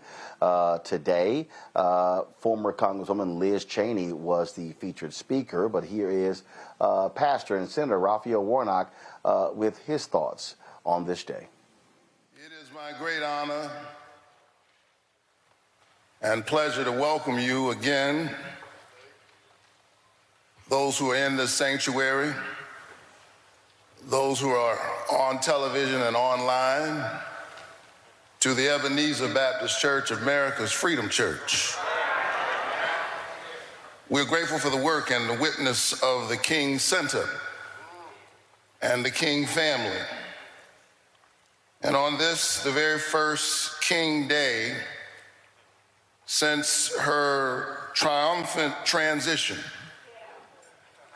as her pastor, I remember fondly the enduring love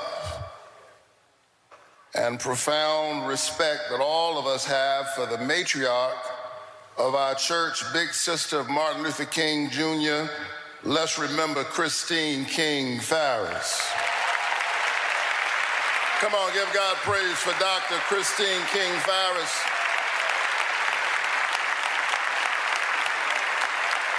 Let earth celebrate her and let the heavens rejoice.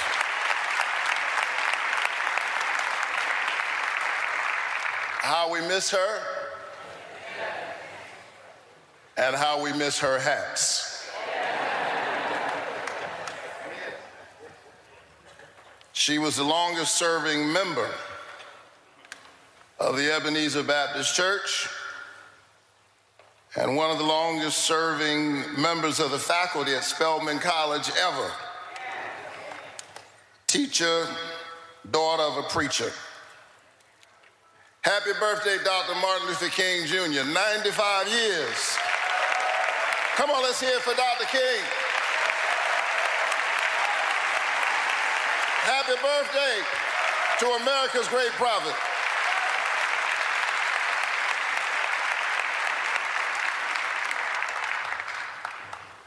The Reverend Dr. Martin Luther King Jr., co-pastor of this church, who stood in the tradition of his maternal grandfather, A.D. Williams, second pastor of this church. Martin Luther King Sr., Daddy King, third pastor of this church. His clarion voice of conscience as it was informed by that tradition summons us together at a moment when there are forces at work in our country trying desperately to tear us apart. And they're trying to tear us apart because people who have no vision traffic in division. They do not know how to lead us, and so they are trying to divide us for their own short-term political purposes. But we've seen this movie before. We're not going for it.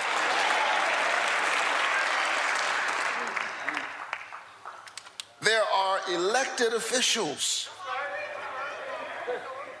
in our great country waging war against democracy itself.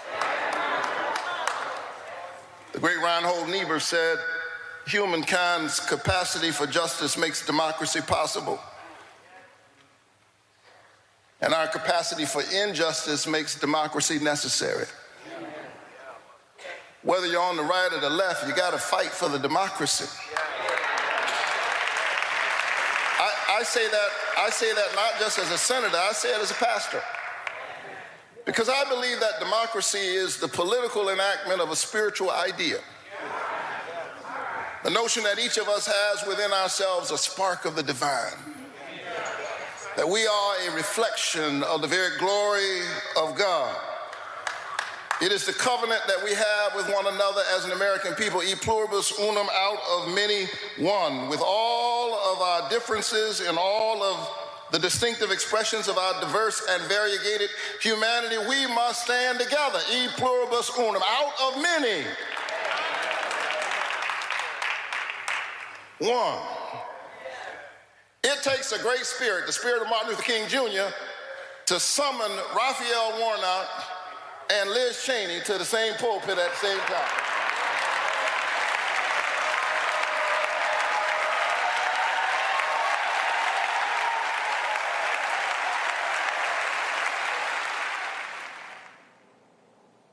All right, folks, this is Bernice King the daughter of Coretta Scott King, Reverend Dr. Martin Luther King Jr.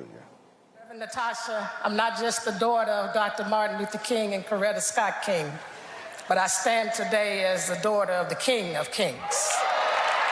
Hallelujah. As CEO of the King Center, let me officially welcome each and every one of you to our 56th observance of my father's birthday, the 39th federal holiday observance in honor of what would have been his 95th birthday. To Pastor Senator Warnock, thank you for opening the doors once again to us on this sacred day. Thank you to all of our program participants, especially our speaker for the hour, Reverend Arline Bradley. I want to thank also the King Center staff and the King Center team, and especially thank Fox 5 Atlanta WGAGA TV.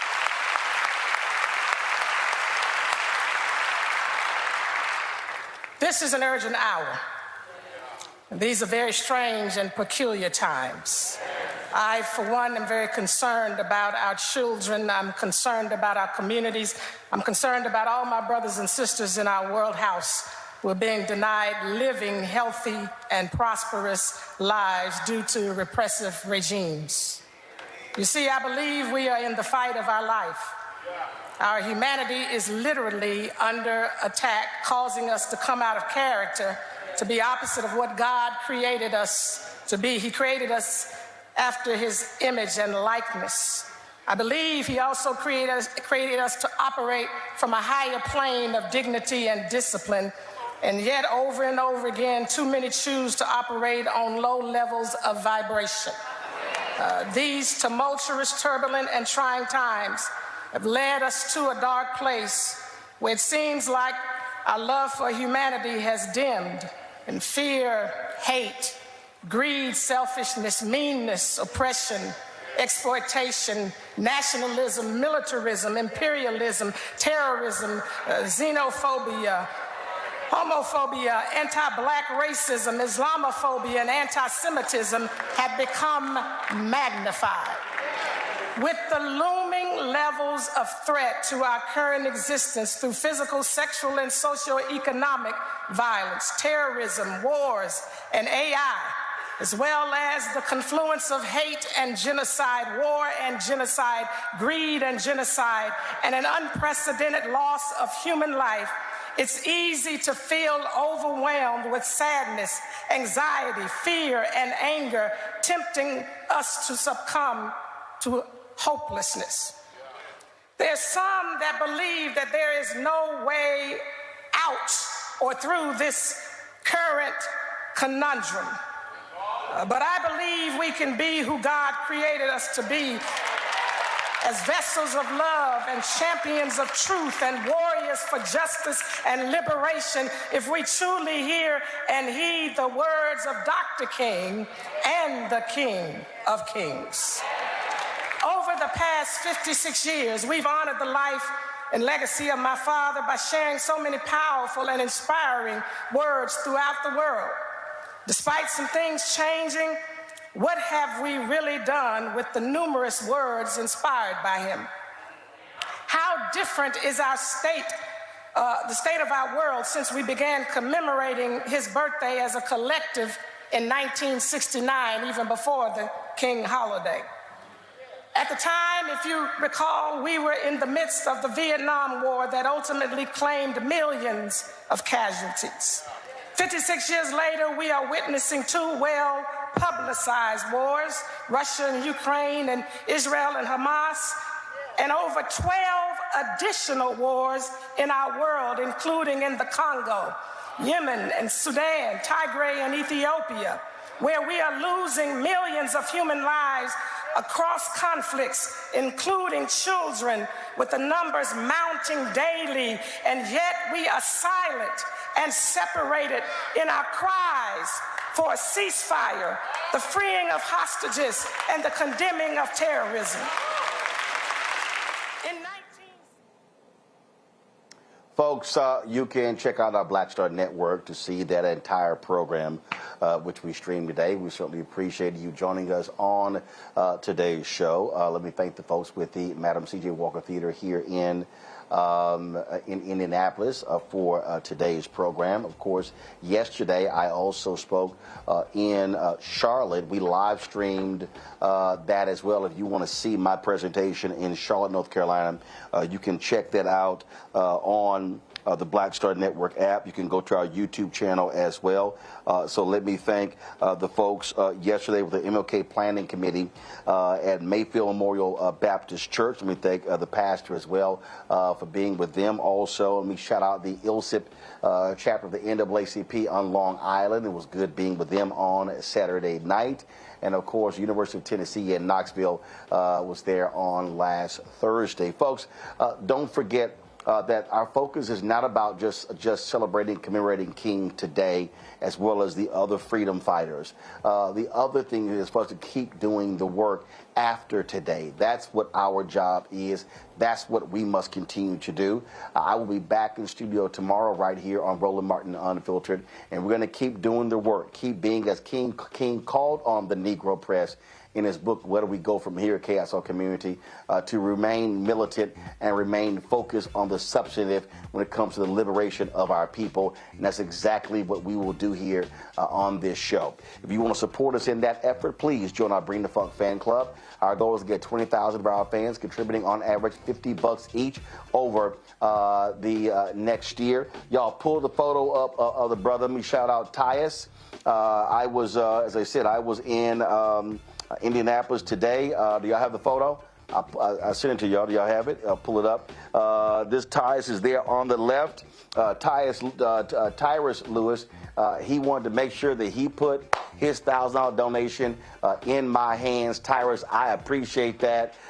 And thank you so very much for your contributions to the Bring the Funk fan club. Folks, again, we appreciate it. Every dollar we get, whether it's a $1,000 contribution, $100, $50, $25, $10, $5, $1, does not matter. It all matters for the work that we do here at Roland Martin Unfiltered, as well as the Black Star Network. You can send your check and money order to P.O. Box 57196, Washington, D.C., 20037-0196. Cash App is $RM Unfiltered. PayPal are Martin Unfiltered. Venmo is RM Unfiltered. Zelle, Roland at RolandSMartin.com. Roland at RolandMartinUnfiltered.com. Be sure to download the Black Star Network app, available on Apple phone, Android phone, Apple TV, Android TV, Roku, Amazon Fire TV, Xbox One, Samsung Smart TV. You also can watch our 24-hour, 7-day-a-week streaming channel. We are available on Amazon News by simply going to Amazon Fire and go to Amazon News. You can tell Alexa to play news from the Black Star Network. You can also check us out, folks, on Plex TV, Amazon Freevee, as well as Amazon Prime Video. And do not forget to get a copy of my book, White Fear, How the Browning of America is Making White Folks Lose Their Minds, available bookstores nationwide. And be sure to get the audio version on Audible. Yep, that's me reading it. You can check it out there as well. Folks, that's it. I'll see you tomorrow back in D.C. Right here, Roland Martin Unfiltered. Holla!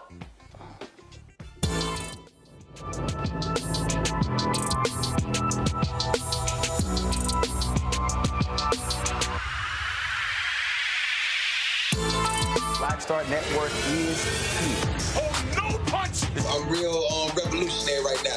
Thank you for being the voice of Black America. All momentum we have now, we have to keep this going. The video looks phenomenal. See, there's a difference between Black Star Network and black-owned media and something like CNN. You can't be black-owned media and be scared. It's time to be smart. Bring your eyeballs home. You dig?